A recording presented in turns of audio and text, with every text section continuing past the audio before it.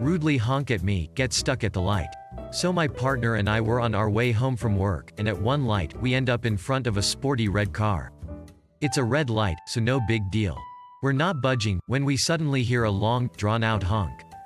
My partner is keeping his eye on the road and trying to ignore the honking, but it's obviously annoying the crap out of him. I turned to see what the F was going on, and turns out, it was just the driver behind us, honking their horns and being an impatient ass.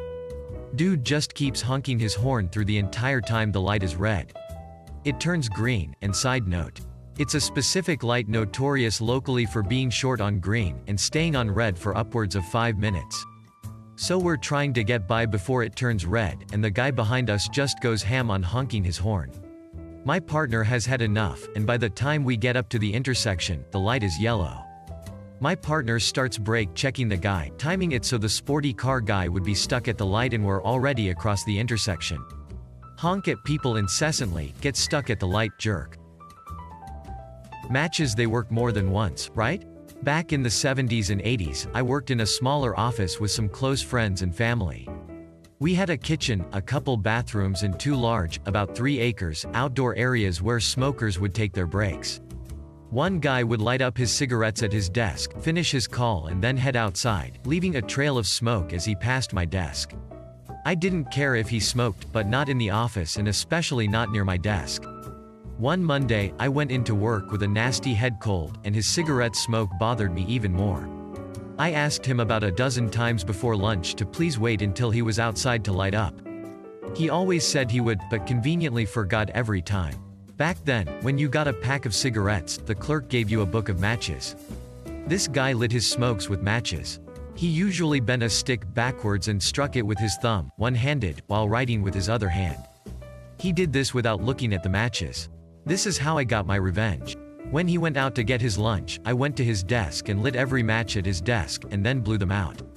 He comes back from the store and eats his lunch. He picks up the phone and makes a call. As his call is winding down, he puts a cigarette in his mouth and gets a book of matches and tries to light it. Nothing. He tires again, nothing. He tries one last time with that book and still nothing. He's frustrated and gets off the phone. He gets another book of matches and is now using both hands trying to strike a match to light up. He can't. Note, he should be outside now. He tries 3 or 4 times and can't get a match to fire up.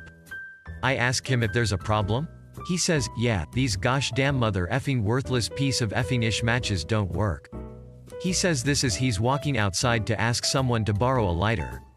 As he passes my desk I say, that's funny, they worked a minute ago. He gets a couple steps outside before what I said sinks in. He comes back inside and stands in front of my desk and opens the book of matches. He sees they're all black and burnt. He starts to curse me out but stops. He smiles, realizing why I did that. He just nods and goes outside. He started leaving his matches outside at the table, that way he'd have to be outside to light up. Try to take up an entire train seat? Guess I'm going to be your new best friend. I take the train to work every morning. It's nice to sit and have a coffee and get ready for the day on the way in. In the trains, most seats will fit 2 people, except for the end car seats, which can fit up to 4. And the trains fill up on the way in, and usually people end up having to stand in the aisles if they have the misfortune of getting on at the later stops. Luckily, I have an early enough stop that there's always seats available. I noticed that there was one guy who was getting on and then taking one of the end car seats and then spreading his bag and computer and everything else out across the seat so no one else could sit in the end car seat. So I've made it my goal every morning to find him on the train, and before he's able to pull all his crap out and spread it all over the seat to sit down right across from him. So far I'm up to 8 days in a row. Ha.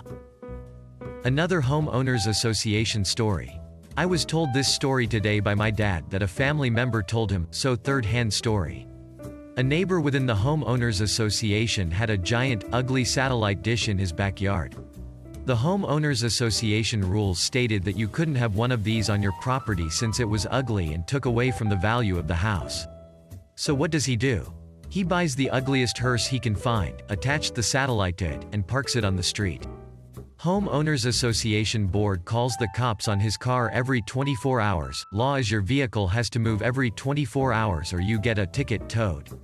So despite them every day he moves his hearse, with the satellite, to avoid a ticket or getting towed. And they couldn't do anything about it. Thanks for watching and don't forget to give a thumbs up if you enjoyed it.